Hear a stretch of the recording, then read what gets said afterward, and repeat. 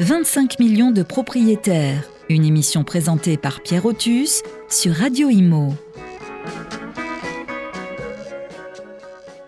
Chers auditeurs, bonjour. Nous allons aujourd'hui traiter d'un sujet brûlant d'actualité qui concerne les propriétaires et le bâtiment et la rénovation énergétique. C'est la chasse au logement énergivore suite au vote à l'Assemblée nationale d'un certain nombre de dispositions interdisant ce que l'on appelle parfois improprement des passoires thermiques. Alors les propriétaires sont-ils dans le viseur et quels sont ces propriétaires? C'est ce que nous allons traiter aujourd'hui avec nos invités.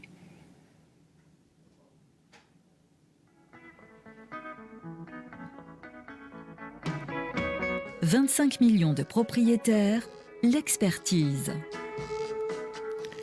Alors les propriétaires sont inquiets du contexte dans lequel il est demandé de faire des efforts considérables quant à la qualité énergétique de leur logement. Une sorte de jeu de bonneteau s'est installé avec la réforme du DPE pour ceux qui entreront ou qui sortiront des classes énergétiques F et G et bientôt E. Enfin, cela reste à définir. Et tout cela plonge les propriétaires dans une certaine incertitude. La question d'atteindre la classe énergétique D est symboliquement assez décourageante pour ceux qui n'ont pas encore les moyens, les capacités et l'accompagnement suffisant pour atteindre de telles performances énergétiques. Et c'est pourtant ce que les députés ont décidé il y a quelques jours à l'Assemblée nationale. Les premiers pénalisés risquent d'être les propriétaires ruraux qui se chauffent au fioul en maison individuelle. Et ils sont loin d'être les seuls.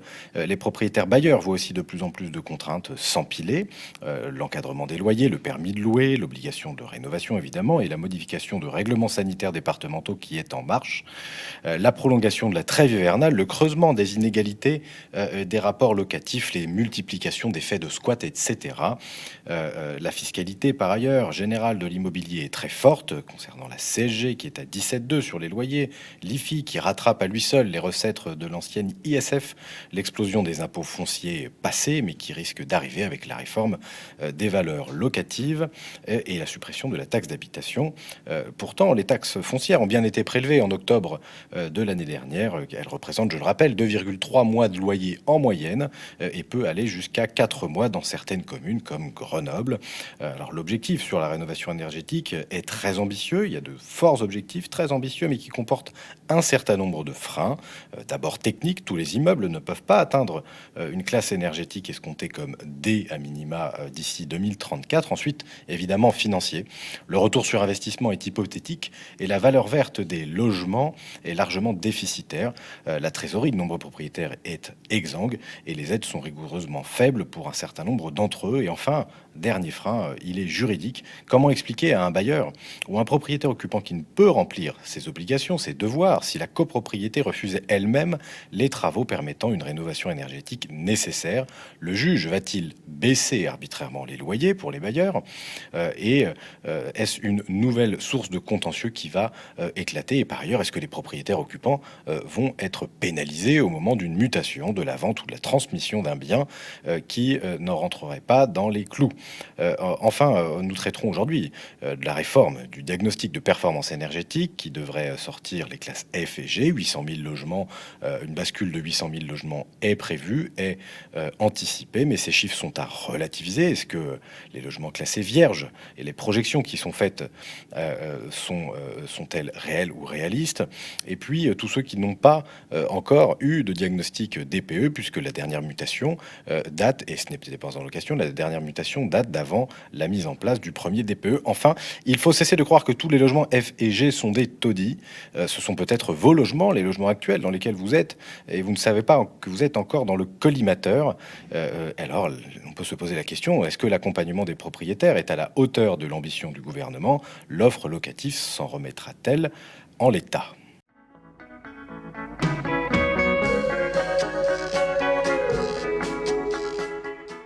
Alors j'accueille aujourd'hui 4 invités qui représentent un certain nombre d'acteurs dans le monde de l'immobilier. D'abord Christophe Demerson, président de l'UNPI. Il y a aussi avec nous, qui fait le grand honneur d'être là, Philippe Pelletier, le président du plan bâtiment durable. Benoît Fauchard, qui représente la FNIM, la Fédération nationale de l'immobilier. Michel Pellin, qui est le directeur général de Solia. Messieurs, bonjour. Merci d'avoir accepté notre invitation. je vais commencer peut-être en donnant la parole à celui qui représente les propriétaires, puisque c'est quand même eux qui sont les principaux concernés, les principaux financeurs de ces obligations qui vont leur incomber. D'abord, est-ce que, Christophe Demerson, les aides et l'ambition du gouvernement sont-elles en adéquation? Est-ce que la balance est là entre les obligations et l'accompagnement, au-delà des aides financières, des propriétaires pour atteindre les objectifs qui sont fixés par la loi? Bonjour Pierre Otus, bonjour à tous. C'est vrai qu'on ne peut être que surpris par l'empilement des obligations et on était vraiment dans le jeu avec le gouvernement, mais là aujourd'hui le compte n'y est plus. Vous l'avez rappelé dans votre présentation, quand on est parti sur le F et le G à éradiquer, c'était déjà une formidable ambition. On a mis tout ce qu'on savait, tout notre savoir-faire, toute notre expertise pour essayer de réaliser et d'atteindre des objectifs ambitieux. Et aujourd'hui, il y a une nouvelle annonce du gouvernement qui nous parle de E pour 2034. Et ça, je pense que c'est irréalisable et improductif puisque ne peut que décourager les propriétaires. On l'a tout de suite dit puisqu'on a eu des retours immédiatement à la fédération. Et ça, je pense que c'est un mauvais signal. Et je me suis permis de le rappeler il y a encore quelques jours à la ministre Emmanuelle Vargon. Et je l'ai également rappelé à son cabinet parce que l'empilement est là, les mesures contre les propriétaires, les mesures anti-propriétaires ont été empilées et c'est vrai que les propriétaires, ils auraient besoin d'un signal fort, d'un symbole fort pour faire voir qu'on peut être avec eux. Je prendrai un seul exemple aujourd'hui, vous prenez MaPrimeRénov', aujourd'hui au mois d'avril, on est encore capable en tant que propriétaire de déposer son dossier et tout ça, et ben, c'est pas admissible, on perd du temps et le calendrier est là, le calendrier est court. Alors, Benoît Fauchard, est-ce que vous représentez la FNIM, donc les gestionnaires de biens, les agents immobiliers? Est-ce que du côté des professionnels de l'immobilier, vous sentez la même inquiétude qui monte chez les propriétaires et qui a été relevée par l'UNPI notamment? Alors, je cite simplement la dernière enquête qui a été faite.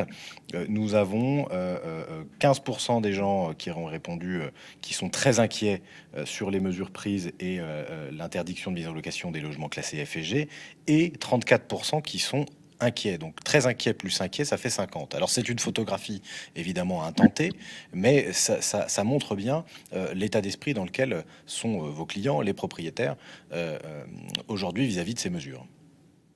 Oui, alors bien sûr, on est toujours inquiet quand il y a des nouvelles mesures. Bon, vous l'avez rappelé, le logement énergivore F et G, bon, surtout les lettres G, il faut dire qu'on en a très peu en gestion directe. Et donc, moi-même, sur mes 500 logements, j'ai aucune gestion en lettres G. Et l'inquiétude vient de tous les changements. C'est vrai que le nouveau DPE, on l'attend avec, je dirais, satisfaction et inquiétude à la fois.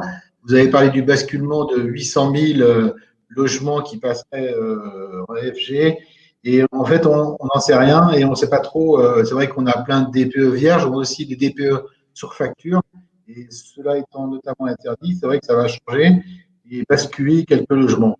Donc c'est vrai qu'on n'a pas, on a informé tous nos propriétaires, mais c'est vrai que les aides sont là, en tout cas pour les lettres G, on comprend aisément. Moi, ce qui me fait peur, bon, bien sûr, on ne va pas parler du rajout de la lettre E, parce que je pense que c'est très ambitieux, c'est facile de l'écrire, mais c'est plus difficile à faire. Sans jeu de mots. Ce que j'ai peur, moi, c'est qu'on rajoute beaucoup d'obligations aux propriétaires. C'est le marché locatif qui va diminuer. Et ce que j'ai peur, c'est qu'on fabrique un petit peu quelque chose d'antinomique. C'est de l'obsolescence programmée. C'est-à-dire qu'à force de réclamer les choses et d'aller trop vite, eh bien, finalement, on dit aux propriétaires, détruisez votre maison ou vendez-la parce qu'elle ne peut plus être louée ou elle est plus valable. On parle de poubelles. C'est vrai que vous l'avez souligné dans votre édito. Moi, je parle de logement énergivore comme la loi, parce que les gens ne vivent pas dans des poubelles et parfois ils sont heureux d'être dans un logement, même s'il est classé G. Alors, on est d'accord avec, au niveau de notre fédération, on travaille évidemment pour accompagner nos propriétaires bailleurs. Mais c'est vrai que la pérennité des aides et le renforcement des aides, il faut absolument qu'ils s'améliorent et si on met des obligations supplémentaires, il faut des aides supplémentaires. et sur le long terme. Et ça, on n'est pas sûr. 2034, c'est bien, mais c'est loin. Et c'est loin, mais c'est tout proche pour ceux qui vont faire des travaux. Alors, Philippe Pelletier, justement, sur la destruction de l'offre locative au plan bâtiment durable, qui est un groupe de réflexion pluridisciplinaire, pluriel, si je puis dire, où on apporte beaucoup de solutions quand il y a des problèmes. Est-ce que, au plan BAT, vous avez pu mesurer peut-être l'impact de ces mesures et sur l'éventuelle destruction de l'offre locative et de l'offre tout court de logements qui existe en France aujourd'hui? Bon, je vais répondre à cette question en commençant par essayer de donner une tonalité différente à ce que, au début de cet échange, je viens d'entendre. Je pense que le rôle que nous avons lorsque nous sommes des responsables de fédérations, d'organisations collectives, c'est de conduire dans la durée et avec maîtrise l'ensemble de nos adhérents vers des évolutions qui sont au cas présent non seulement souhaitables mais nécessaires. Je crois que nous nous accordons tous sur l'idée qui est qu'il est maintenant grand temps de faire que l'industrie immobilière, dans toutes ses composantes,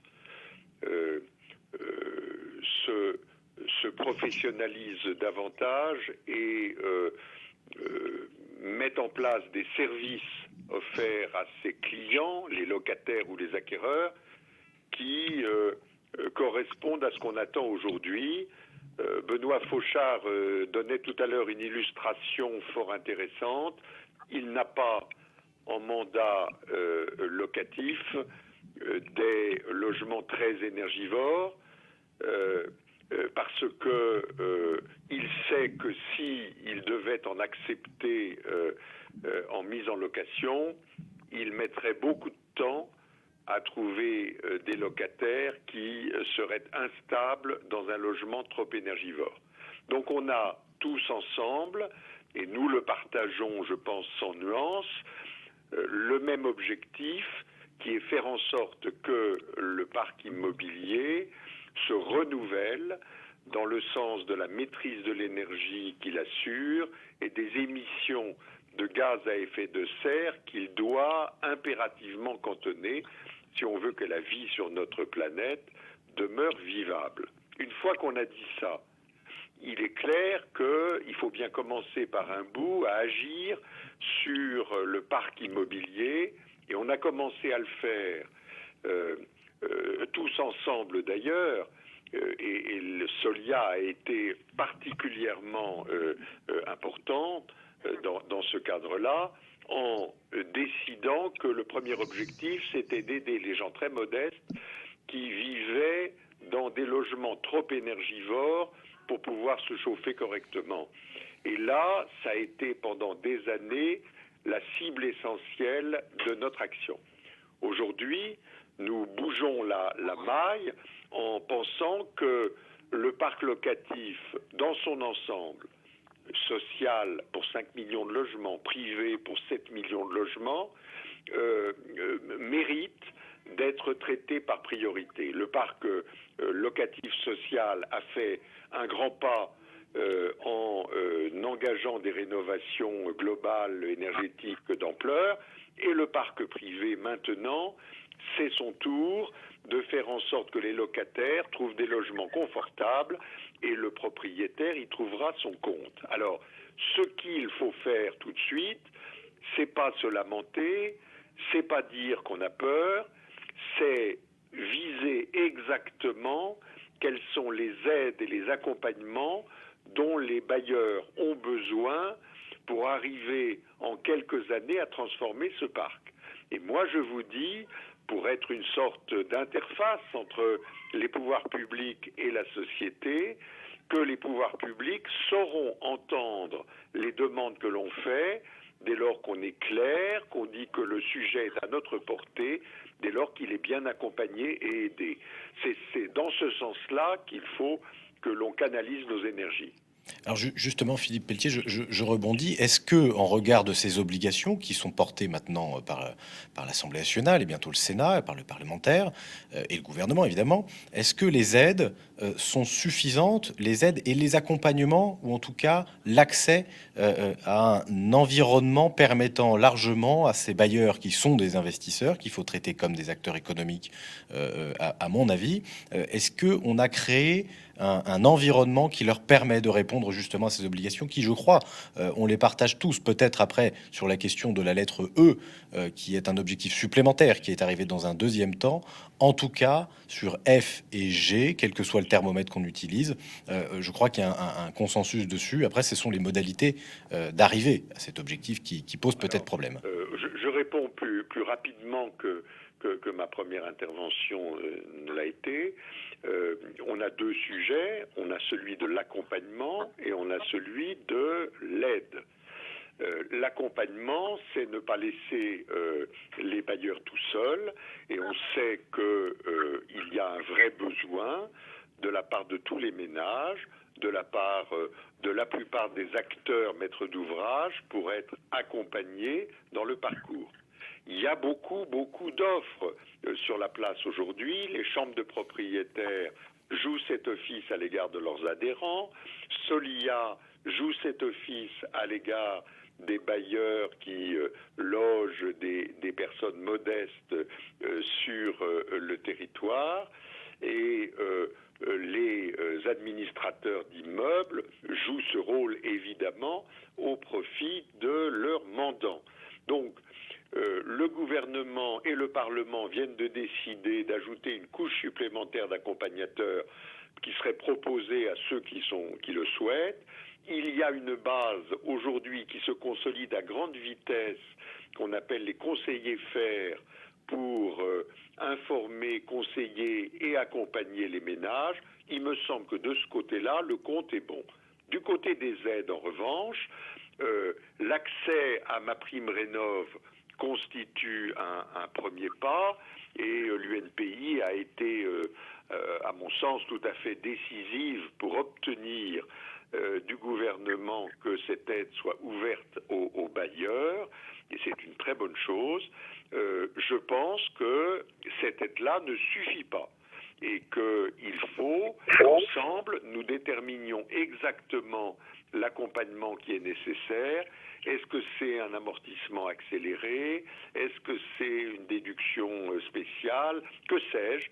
Mais il faut qu'on arrive à permettre aux bailleurs, sur une courte durée, de comprendre que c'est le moment de passer à l'action. Et puis il y a une dernière difficulté que Pierre, vous avez évoquée dans votre édito, qui est le bailleur qui se trouve copropriétaire et qui n'a pas la maîtrise de la décision. Eh bien, il me semble que les règles qui ont été ajustées dans la copropriété vont permettre de décider plus facilement. Et là où hier on observait que les copropriétaires bailleurs étaient plutôt ceux qui freinaient les travaux, on peut penser qu'un renversement va se produire et qu'ils seront ceux qui pousseront la roue parce qu'ils ont le besoin de continuer à louer. Et nous tous, nous avons besoin que le parc locatif privé continue à grossir parce qu'il est nécessaire au logement des Français. Alors, je souhaiterais faire agir du coup Michel Pellinck. Vis-à-vis des obligations, je vous pose un peu la même question, entre les obligations et les aides, les accompagnements qu'il y a et l'environnement, j'insiste sur cet environnement général d'investissement, est-ce que le compte y est, au moins pour les mesures initialement prévues sur F et G, sans parler forcément de la classe énergétique E, dont tout le monde rêve évidemment, mais qui semble plus difficilement atteignable, en tout cas en l'état? Moi, il me semble, si vous voulez, qu'il faut bien poser le problème. D'abord, l'offre locative privée est indispensable. On a parlé souvent de rôle social de fait, mais pas que.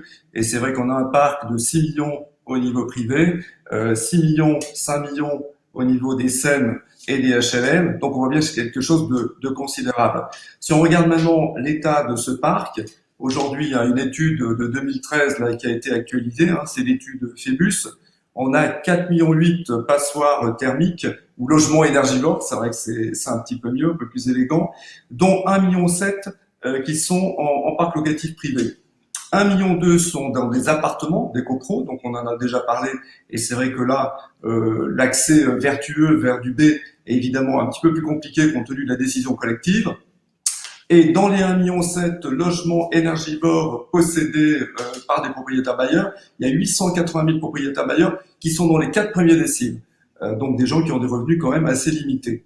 Donc on en est là, et l'idée évidemment de Solia, c'est d'accompagner ces propriétaires bailleurs à travers des diagnostics, à travers des préconisations de travaux, à travers le montage des plans de financement, pour aller vers des conditions d'habitat des locataires qui soient meilleures et avec une maîtrise des charges. Alors ce qu'on observe une fois qu'on a dit ça, une fois qu'on a posé l'importance du problème, c'est simplement, et ce qu'on avait dénoncé d'ailleurs avec l'UNPI dans un topo pour le plan bâtiment, c'est que jusqu'à présent, le parc locatif privé restait l'angle mort des politiques publiques de la rénovation énergétique. Je rappelle que le plan Hulot, par exemple, visait uniquement les propriétaires occupants. Si je regarde la mission Sichel, qui a rendu son rapport il n'y a pas longtemps, c'est la même chose. L'angle d'attaque au départ, c'est les propriétaires occupants et pas les propriétaires bailleurs. D'ailleurs, de Normandie parlait de trou dans la raquette. Donc tout le monde est bien conscient qu'il y a un trou dans la raquette. Alors je suis d'accord avec ce que disait Philippe Pelletier tout à l'heure. Il y a un début avec NPR, mais je rappelle que NPR est accessible aux propriétaires bailleurs qu'à partir du 1er juillet de cette année. Normalement, ça prenait fin 2022 puisque c'est lié au plan de relance. Ça devrait être pérennisé, mais c'est quand même assez insuffisant. Donc là, il y a un vrai souci, et entre le problème à traiter et ce qui est proposé, il y a quand même un gap qui est compliqué. Je comprends que les propriétaires bailleurs puissent être en difficulté par rapport à ça. Donc ça veut dire tout simplement qu'il faut revoir la boîte à outils existante. Tout à l'heure, on a parlé du rôle de l'ANA. Sans doute, il faut réamplifier le rôle de l'ANA. Il y a peut-être aussi réviser le déficit foncier, qui est un outil dont les propriétaires bailleurs à haut revenu sont friands et qui n'a pas été revisité depuis quand même 40 ans. Il y a toute une série de choses vraiment à revoir. Je pense le préaccession, le préaccès mutation devrait être également peut-être utilisé. Il y a les éco-PTZ à mieux distribuer. Il y a toute une série de choses, et je trouve qu'il faut avoir une politique aussi ciblée sur les différents types de propriétaires bailleurs. Donc il y a vraiment une ingénierie financière, il y a du marketing à faire, et il y a une insuffisance vraiment en outils pour faire la passerelle entre le problème et le résultat qu'on veut atteindre et qui est louable. Aller vers une planète décarbonée, c'est très bien. Justement, Christophe Demerson, on parlait de MaPrimeRénov' avec Michel Pelinck à l'instant. Effectivement, ce dispositif qui est décalé dans le temps, alors on souhaite qu'il se pérennise et qu'il s'améliore, évidemment. C'est un premier crantage. C'est une réponse, je crois, qui était une demande de l'UNPI ancienne, déjà lorsque c'était un crédit d'impôt, avant que ce soit transformé en prime. Est-ce que les propriétaires sont en attente de cette prime rénov'? Et surtout, est-ce qu'il n'y a pas un frein lié à la fiscalisation de ces aides qui ne concerne pas les propriétaires occupants? C'est ça la grande distinction, et qui peut-être casse un peu l'effet décuplant, catalyseur de la volonté d'engager des travaux et d'aller chercher ces aides, justement, avec la fiscalité qui pèse sur l'ensemble des aides que touchent les bailleurs. Alors, vous avez raison de souligner ce problème. On en parlait hier avec les services de Madame la ministre du Logement. Moi, ce que je regarde quand même, c'est le calendrier et le paysage où on s'inscrit aujourd'hui. Aujourd'hui, on est devant une vacance locative subie, je dis bien une vacance locative subie qui explose, puisque la pandémie est là, les locataires s'en vont, les locataires rejoignent leur famille, il y a beaucoup d'appartements vides. On a lancé une enquête à l'UNPI et on a une augmentation de 30% de la vacance locative subie. Parallèlement à ça, il faut quand même rappeler, Michel Pelinck en parlait, MaPrimeRénov', c'est bien, mais c'est 1er juillet. Nous, dans les chambres, partout en France, on voit des propriétaires qui ont fait des simulations, déjà qui se sont cassés les dents parce que c'est pas évident, c'est tout numérique. Ils ont eu beaucoup de mal déjà à s'intégrer dans le système. Et après, on voit que les dossiers peuvent être posés que le 1er juillet. Vous savez comme moi que le 1er juillet, quand vous connaissez ce qui se passe dans le monde du bâtiment, le 1er juillet, les artisans, ils sont plus prêts à terminer les chantiers qu'ils ont déjà commencés et à recevoir leurs factures et ce qui leur est dû, et puis à partir en vacances au mois d'août. Donc tout ça, ça veut nous dire qu'on va se retrouver au mois de septembre parce que je rappelle quand même qu'il y a quand même de l'inquiétude chez les propriétaires et chez les bailleurs, mais cette inquiétude, elle est légitime. Je rappelle quand même que la plaquette de MaPrimeRénov', la plaquette de présentation de MaPrimeRénov' ne correspond pas à ce qui est réellement octroyé par cette prime rénov'. Donc rien que là, déjà, on ne peut pas reprocher aux propriétaires bailleurs d'être inquiets et d'être dans l'expectative. Donc le calendrier, il est là, il nous inquiète. Je rappellerai quand même, tout à l'heure, j'ai quitté Philippe, mon ami Philippe Pelletier, qui disait, qui parlait de ça, il disait un distinguo entre ce qui avait été fait, les efforts qui avaient été faits dans le parc public et dans le parc privé. J'entends bien que le parc public a fait de gros efforts sur la rénovation thermique, mais je rappellerai quand même, humblement, que le parc privé n'est pas soumis tout à fait à la même stabilité fiscale que le parc public, puisque quand on est exonéré pendant 30 ans d'impôts fonciers, quand on ne paye pas 17,2% de CSG pour les loyers, quand on paye une petite TVA, ça laisse quand même des marges pour pouvoir investir. Il faut rappeler que nous, les propriétaires, aujourd'hui, on est pris pour quoi, les propriétaires? On est pris pour des pétroliers, et ça, c'est pas possible. On peut être responsable, on peut être des citoyens engagés, mais après, l'argent magique, ça n'existe pas. Je parlais hier avec les services du ministère, on discutait sur le coût d'une rénovation. Et là, j'avoue quand même que je suis tombé, et je pèse mes mots, je suis tombé de ma chaise quand j'écoutais parler d'un coût moyen de 15 000 € sur le territoire. Eh ben, il faudra me faire voir comment on peut faire des rénovations à 15 000 € en coût moyen.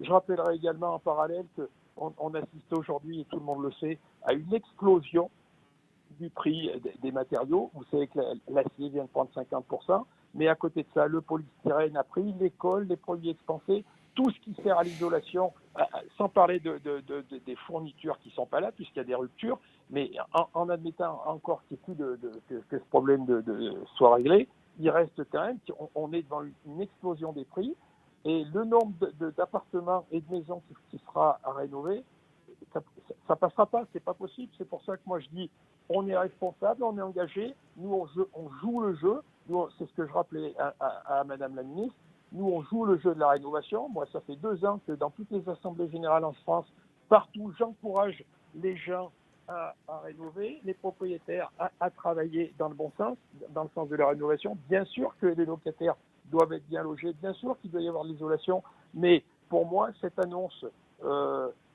sur le je vois pas comment on pourra régler ça. Pour moi, c'est pas possible. Je vois pas comment on peut mettre le parc, ces millions de logements en adéquation. Il faut pas se voiler la face, il faut pas raconter de mensonges aux Français. Et pour moi, c'est pas réalisable, et c'est pas responsable de dire que c'est réalisable et de faire croire et de courir après une carotte hypothétique, de faire croire aux propriétaires qu'on pourra atteindre ce chiffre, que tout le monde soit en lettre D en 2034. Cette dernière proposition, pour moi, même avec les aides, même avec tout ce qu'on veut, je ne vois pas comment on peut l'atteindre avec la meilleure volonté du monde. Et je pense aujourd'hui, que cette annonce est déjà prématurée et improductive. Alors, justement, Benoît Fauchard, comment réagissent les clients qui sont dans le parc plus intermédiaire? Alors, l'UNPI représente aussi bien les gens qui sont non intermédiaires qu'intermédiaires, mais vous les avez davantage peut-être en contact physique ou au téléphone ces derniers jours, en tout cas sur une population plus ciblée. Certains nous disent qu'ils vont vendre le logement, laisser le logement vide ou attendre la dernière minute pour faire les travaux. D'autres nous disent qu'ils ne sont pas concernés, mais avec l'effet de la réforme du DPE, peut-être qu'ils le seront demain. Est-ce que vous avez des clients qui viennent vous voir un peu inquiets en se disant qu'est-ce que je dois faire? Est-ce que mon DPE d'ailleurs sera toujours valable? Peut-être ce genre de questions un peu techniques, mais en vous disant si vraiment j'ai plus le droit de louer, eh bien je sortirai le logement, je le laisserai vide, ou alors je vais tout simplement le vendre et on ne sait pas quel destin aura le logement en question, notamment en zone très détendue. Oui, alors c'est vrai que je voulais juste revenir sur ce que disait Philippe tout à l'heure. On est une tonalité positive, hein, parce qu'on travaille tous dans le même sens pour évidemment que les gens soient bien dans leur logement, et les bailleurs sont aussi concernés, que les conseillers syndicaux dans les copropriétés. Ce qui nous importe, c'est de mettre tous les outils, je dirais, à niveau pour sécuriser toute la chaîne de l'immobilier, et notamment les bailleurs. Alors, les bailleurs, pour l'instant, c'est vrai qu'on est dans une période aussi un peu compliquée. Je vous rappelle qu'il y a un virus qui traîne et que, par exemple, pour la copropriété, on ne fait pas d'assemblée générale, sauf à distance.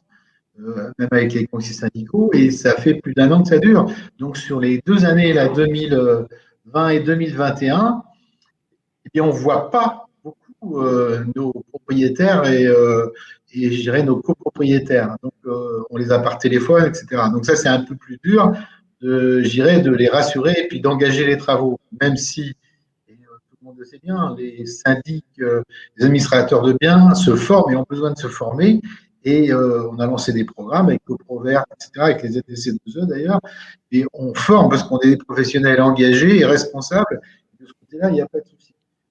Ce qui nous inquiète, c'est vrai que c'est pas qu'une inquiétude, mais c'est un avantage. L'avantage fiscal a été très peu étudié, à notre avis, et on est d'accord avec l'UNPI par rapport au relèvement du déficit foncier.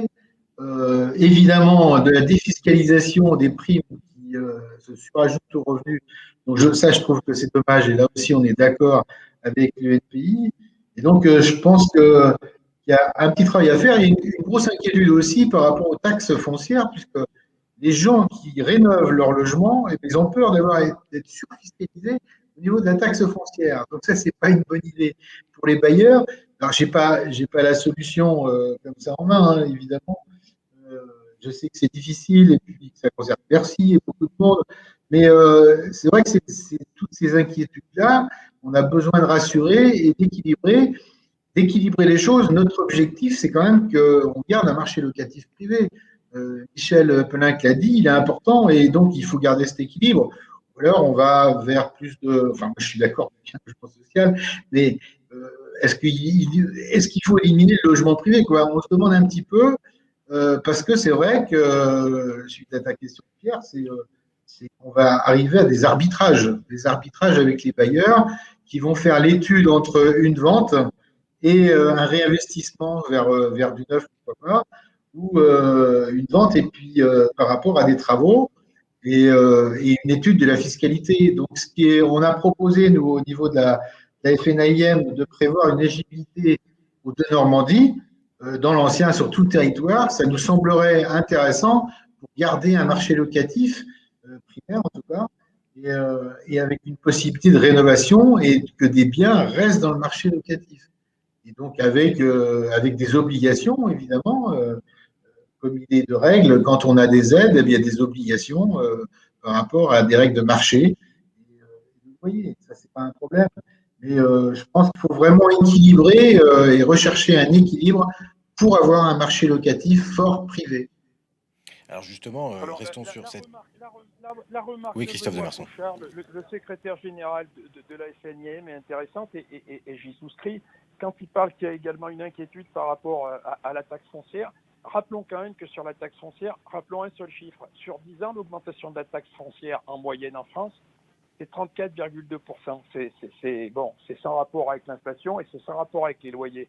C'est 4 fois l'inflation et 3 fois les loyers. Donc là, les propriétaires, ils sont devant cette équation.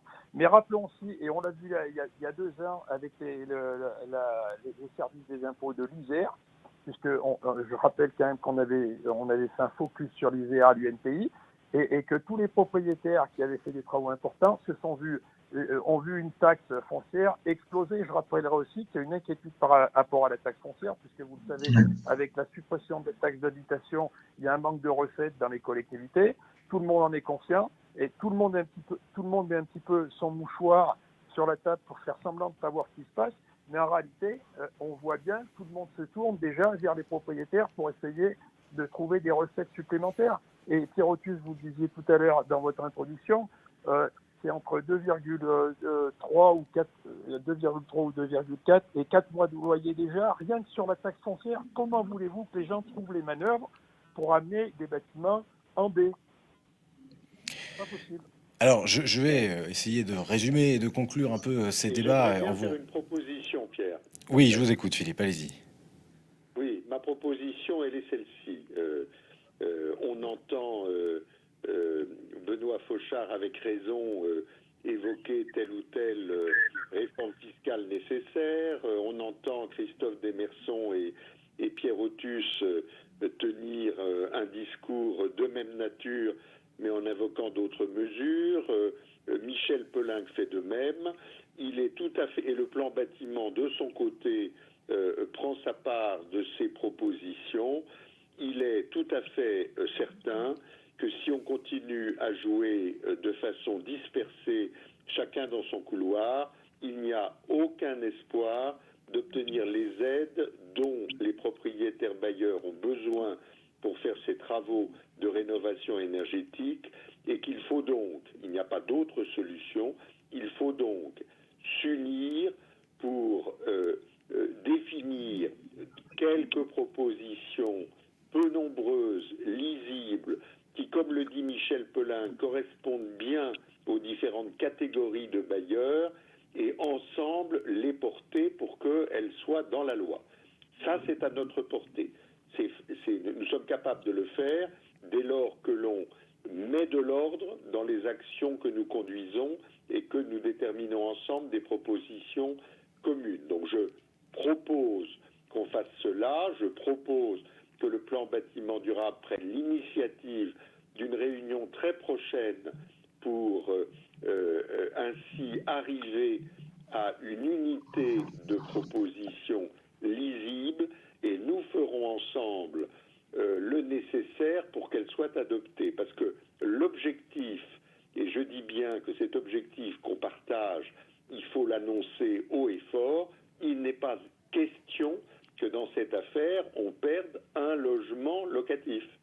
Il n'est pas question de voir le parc locatif privé dont on a besoin dans son rôle social comme dans son rôle économique se restreindre à l'occasion de cette mise à niveau de la qualité du parc. Donc l'objectif, il est ambitieux, mais il faut qu'on s'accroche à lui.